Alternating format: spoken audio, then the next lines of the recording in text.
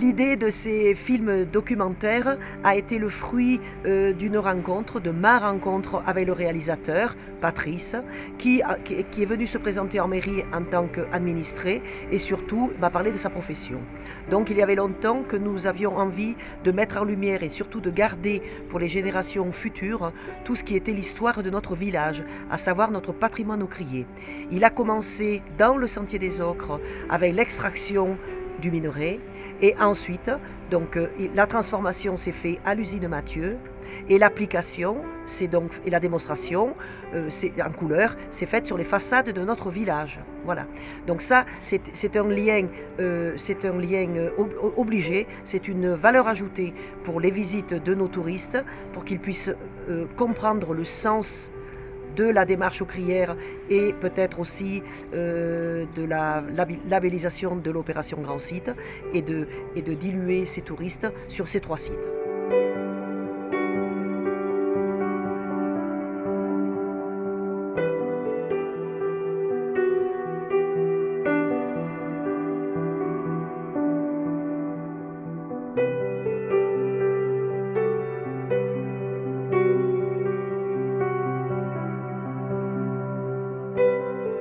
Nous sommes ici au cœur de l'usine Mathieu. Cette usine a été construite par Camille Mathieu, maire de Roussillon en 1921.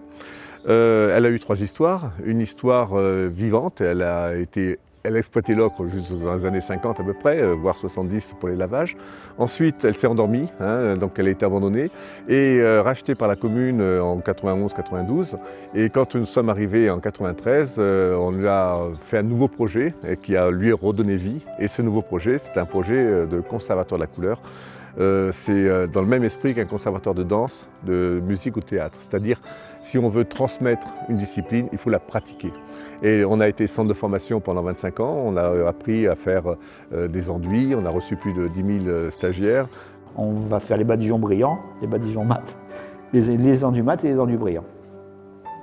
Après 10 ans de vie associative, en 2004, avec la commune de Roussillon, on a décidé de transformer l'association en coopérative d'intérêt collectif, donc une coopérative à but culturel qui rassemble l'ensemble des parties prenantes. Donc nous avons bien entendu les salariés, nous avons les bénévoles, nous avons des associations, des entreprises et des collectivités. Donc la mairie de Roussillon évidemment, Rustrel, la communauté de communes du Pays d'Apt, Luberon, le parc naturel régional du Luberon, le département et la région. Comment tous ces acteurs qui vivent à l'année sur ce territoire peuvent s'associer, travailler ensemble pour proposer aux visiteurs soit de se former, soit de s'informer sur le patrimoine, tout en restant ancrés dans le passé, mais avec une vision d'aujourd'hui, contemporaine, et en même temps en préparant avec la formation le monde de demain, en transmettant les savoir-faire liés à la couleur. Et si on revient aux ocres, l'ocre a 3 histoires. Une histoire en millions d'années, une histoire géologique, une histoire en milliers d'années, depuis la préhistoire l'homme fabrique et utilise l'ocre, et une histoire industrielle en centaines d'années, moins de 200 ans, mais c'est cette histoire industrielle qui a fait le paysage. Et de façon totalement extraordinaire, c'est que les visiteurs viennent aujourd'hui voir un paysage qu'ils pensent naturel, alors que c'est l'homme qui l'a fabriqué. On le voit un peu au Sentier des Ocres, un peu au Colorado provençal, mais c'est surtout aux mines de Bruyaux, où on est sous terre, que l'on voit le travail humain. Aujourd'hui, on a l'impression que c'est la nature qui a tout fait, alors que tout a été transformé par le travail humain.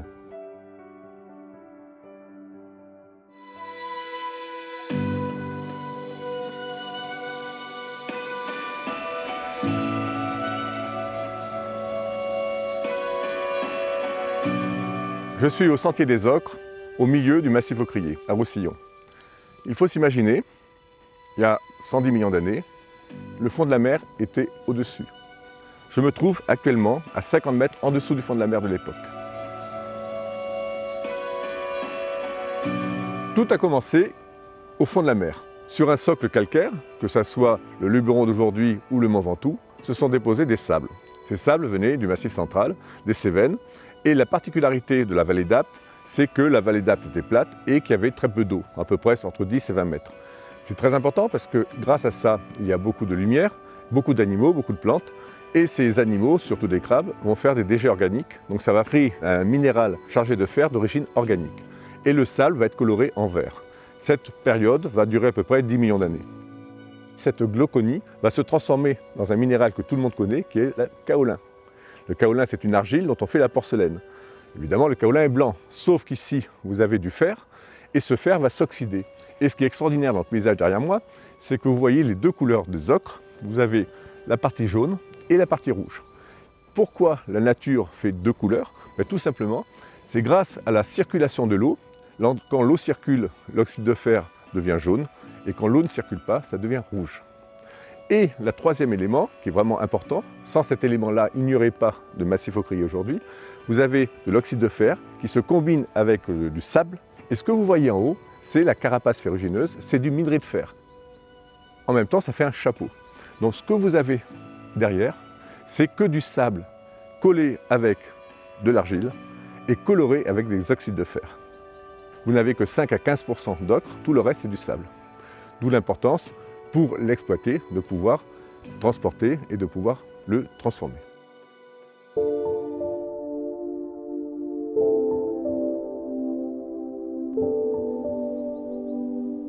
Après le temps géologique en millions d'années, on passe au temps humain.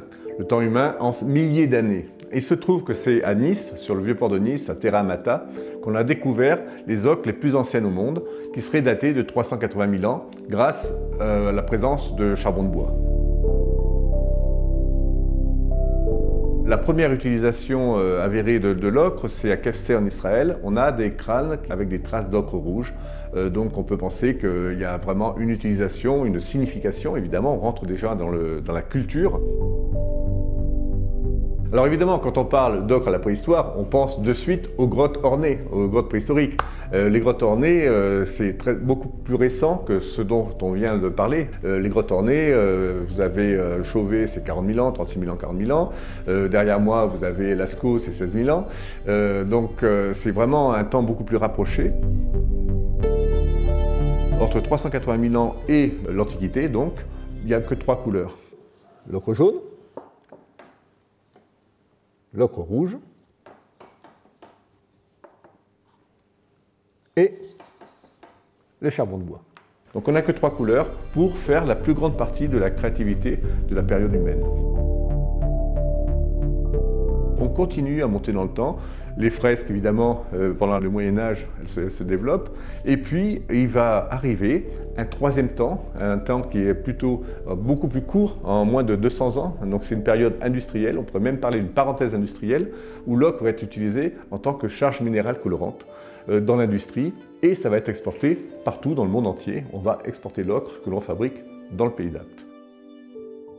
Pendant tout le 19e siècle, on va utiliser une charge qui s'appelle le kaolin, qui est une jolie couleur, qui s'appelle l'ocre, et tout le caoutchouc va être rouge. Chambre à air de voiture, chambre à air de vélo, les rondelles de pot confiture sous vide, et de toute cette industrie de caoutchouc rouge, il ne reste aujourd'hui que les rondelles de pot confiture sous vide, qui restent rouges, mais il n'y a plus d'ocre dedans.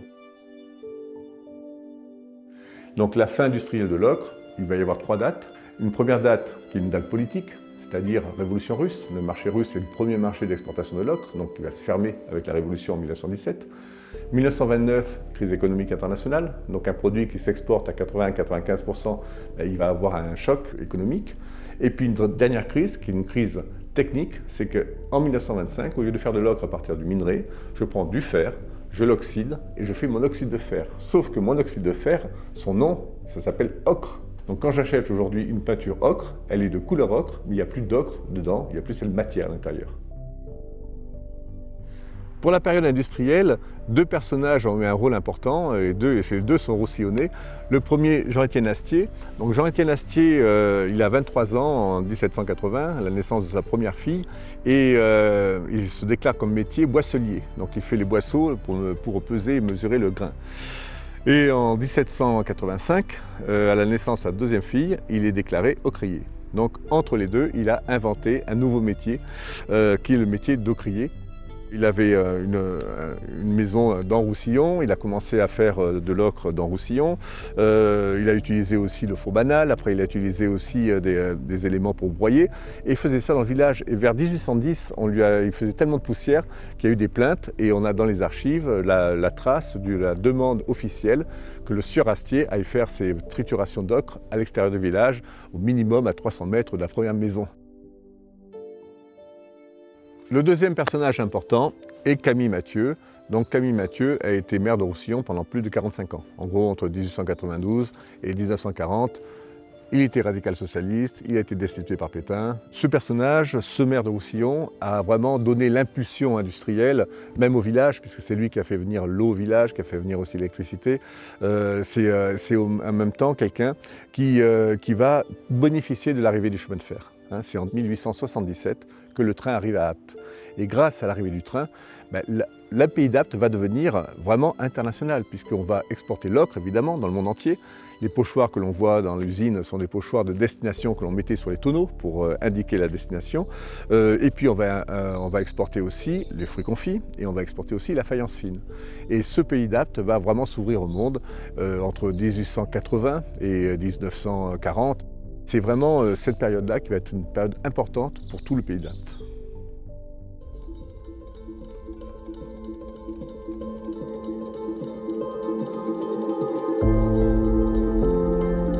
Nous conservons aussi un fonds exceptionnel, un fonds d'archives des sociétés de la famille Mathieu. Donc, soit la société de Joseph Mathieu, le grand-père, donc entre 1870 et 1893, et puis ensuite Camille Mathieu, donc son petit-fils, et Léon Thomassin. Et on a vraiment des choses vraiment passionnantes parce qu'on a toute la vie d'entreprise pendant ces 20 ans ou ces 40 ans. La première, c'est que quand on envoie un pigment, une ocre à un client, on a plusieurs façons de l'envoyer. On garde toujours un échantillon et sur l'échantillon, on a la recette. Donc JFLS, ça veut dire jaune foncé lavé supérieur. Et puis à côté, vous avez la recette. J'ai pris 6 brouettes du 50, une grossière du rouge du 51. Donc quand j'ai 4 lettres, c'est un pigment qui est relativement fin. Là, au contraire, j'ai un pigment SF, donc là c'est vraiment un pigment, c'est plutôt JF, un jaune foncé. Donc là c'est 8 du 50, une grossière du rouge, donc ça veut dire que les qualités d'ocre sont différentes en fonction de la façon dont on les lave. Envoyé à Bartel, c'est un gros client, le 23 X breu, ça veut dire décembre 1896. Et à l'intérieur, j'ai encore l'ocre que j'ai récupéré, que j'ai mis dans ce échantillon. Et je peux même récupérer et voir exactement quelle était la couleur et quelle était la couleur et même quelle était la granulométrie du pigment de l'époque. Donc tout ça c'est fait avec quoi? Avec des vieux papiers qui ne servent plus à rien, donc qui sont réutilisés. Et on en fait soit des sachets, soit on en fait des petits livrets pour pouvoir noter la présence des ouvriers. Et donc là j'ai un ouvrier qui s'appelle Jean Plazzi. C'est en mai 1895. Au mois de mai, il commence à 5 h du matin, 7 h du soir, 12 heures par jour, il ne travaille pas le dimanche. Il est à 165 heures le 16 mai, et puis à la fin du mois, il est à 308 heures. Donc encore une fois, ce n'est pas particulier aux ouvriers, c'est qu'on est en 1895, et donc tous les gens travaillaient de cette façon-là. Donc c'est vraiment intéressant parce qu'on a ici la capacité de connaître une histoire complète. Je vous rappelle que c'est avant l'apparition du téléphone. Et on a l'ensemble des courriers départ, les courriers arrivés. On a quelque chose de très très amusant aussi. On a aussi des sociétés, qui s'appellent contentieux lyonnais, qui donnaient la capacité financière des clients. Donc vous avez celui-ci, individu sans ressources et qui ne vit que d'expédients, abstention radicale. Et à côté, vous en avez qui payent bien. Donc, et tout ça, c'est amusant pour dire que le commerce n'a pas changé. On est toujours, on est noté en site touristique, on est noté partout. Et c'est des choses qui sont anciennes. Et cette industrie va s'arrêter à Roussillon dans les années 50 et 70 à la fin du lavage. Et puis les ocres de France continuent à exister aujourd'hui. La Société des ocres de France est donc la dernière entreprise à produire de l'ocre. On produit encore 800 tonnes d'ocre par an, ocre qui est extraite de notre carrière qui est sur Gargas et qui est ensuite ramenée dans notre usine à Apt dans laquelle on se trouve.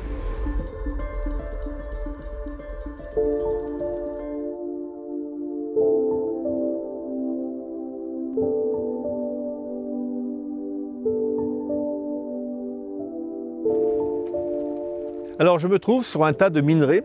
Ce minerai vient de Gargas, de la Société des ocres de France. Quand on le voit dans la nature, comme on l'a vu au Sentier des ocres, on a l'impression que c'est une roche.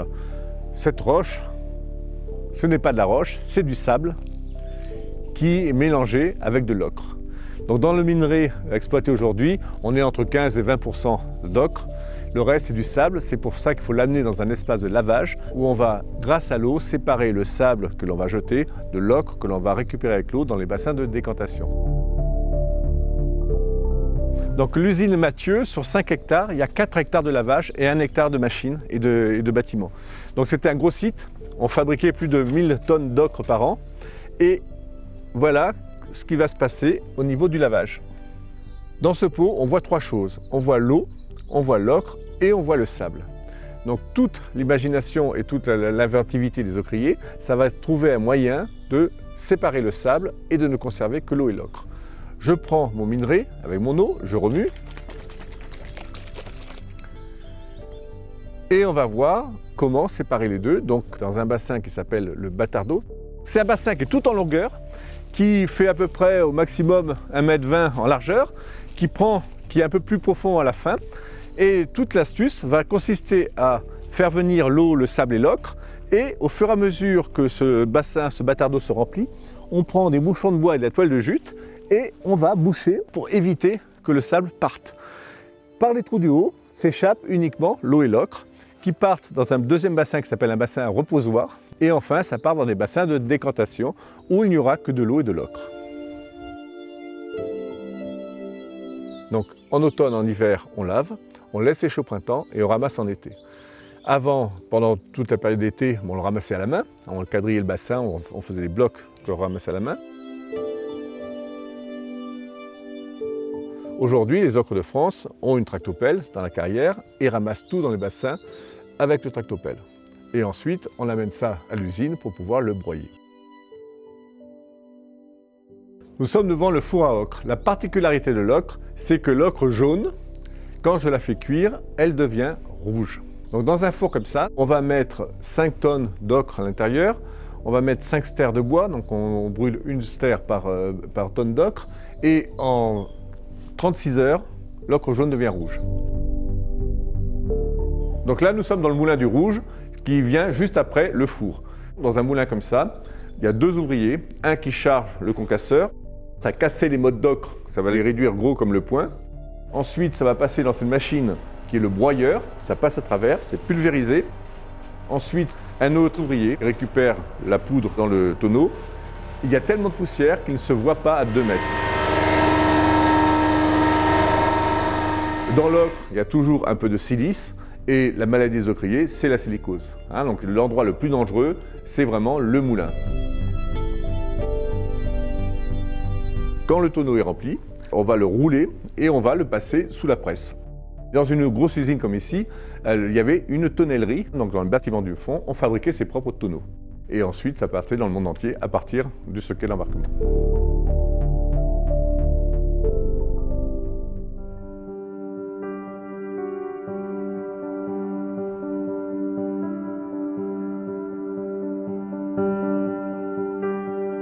S'il fallait donner un nom au Vaucluse, c'est le département de la couleur.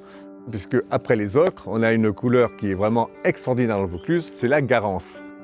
Et cette garance, c'est une plante qui va se pousser dans le milieu humide et on va, dans la racine, extraire du rouge. Et donc le Vaucluse a été le premier département de garance de France et bien connu évidemment pendant la Première Guerre mondiale puisque les pantalons des poilus rouges s'étaient colorés avec la garance. Donc voilà, la fameuse garance, c'est la racine qui a cette couleur rouge qui s'appelle l'alizarine, qui va être synthétisée fin 19e. L'objectif du Conservatoire de la couleur et aujourd'hui de l'écomusée de l'ocre, c'est de parler des ocres, des couleurs, des matériaux de la couleur et surtout quels sont ces matériaux et surtout comment on les utilise. Et c'est vraiment notre cœur de métier. Donc je suis dans la matériothèque et c'est pour présenter au public, expliquer que généralement, quand on parle de couleur, la première question qu'on va se poser, c'est de quelle couleur je peins ma chambre, ma barrière, ou mon portail, ou mon volet. Alors que le support est le principal élément déterminant du choix de la peinture. Sur quoi je peins? Est-ce que je peins sur du mur? Est-ce que je peins sur du bois? Est-ce que je peins sur du papier? En fonction du choix du support, je vais avoir le choix du liant, puisque je ne fais pas n'importe quelle peinture sur n'importe quel support, et je choisis ma couleur en dernier. Les matériaux de la couleur sont de 4 familles. La famille minérale, c'est-à-dire qui sort de la terre, l'ocre, l'ocre jaune, l'ocre rouge, il y a le bleu. Ça, c'est une lazurite, la famille des lapis lazuli. Et puis, il y a aussi tous les pigments minéraux naturels qui sont toxiques. Vous avez le plomb, vous avez l'arsenic, la famille végétale qui pousse sur la terre, la fameuse garance dont on a parlé. On a le jaune, c'est la gaude, et on a le bleu végétal, donc c'est l'indigo. Et les troisième et quatrième familles, c'est le monde du vivant, c'est-à-dire les animaux et les humains. Vous avez le murex, donc c'est un coquillage, ça fait la couleur pourpre. La couleur pourpre, elle est violette. Il y a la cochenille, donc on la voit ici, donc c'est de couleur un peu rouge, rouge-rose, qu'on retrouve dans le tarama, qu'on retrouve dans le saucisson. Et puis enfin, les hommes vont fabriquer des choses. Il y a des choses que l'on reproduit, donc ça, ce sont des pigments qui sont des pigments de synthèse, donc on reproduit quelque chose qui existe à l'état naturel, ou sinon vous avez des choses, des pigments artificiels qui n'existent pas en tant que tels dans la nature. Ensuite, on va passer à la fabrication des peintures.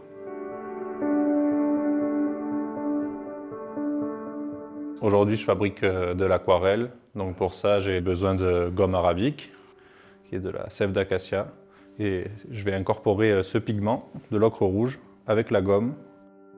Je pèse la gomme arabique pour être sûr de produire toujours la même qualité, et la même couleur avec la même quantité de pigment. Et ensuite, je vais les mélanger.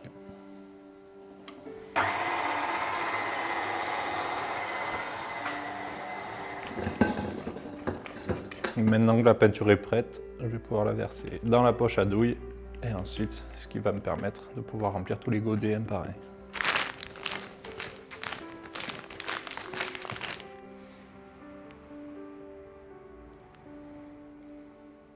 Et chaque couche va sécher 2 semaines à l'air libre dans l'atelier.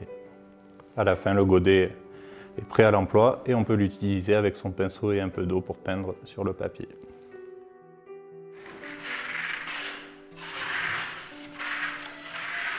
On va faire ce qu'on appelle le stuc de Mantoue.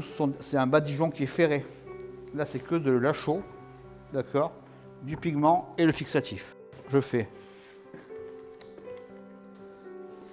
une tache et je viens couper. Et à chaque fois, je coupe. Je vais l'éclaircir un peu. Je fais mes 2 taches. Et à fur et à mesure, vous allez voir, ça va devenir de plus en plus brillant, de plus en plus brillant, de plus en plus brillant. Attendez un petit peu que ça sèche.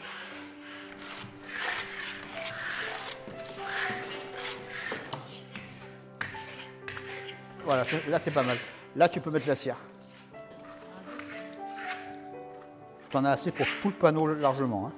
Et tu fais comme tu viens de faire pour l'enduit, en appuyant un peu plus fort. Il ne faut pas que ça reste blanc, il faut que ça brille. Celui-là, c'est le panneau fini. C'est de l'ocre jaune et de l'ocre rouge.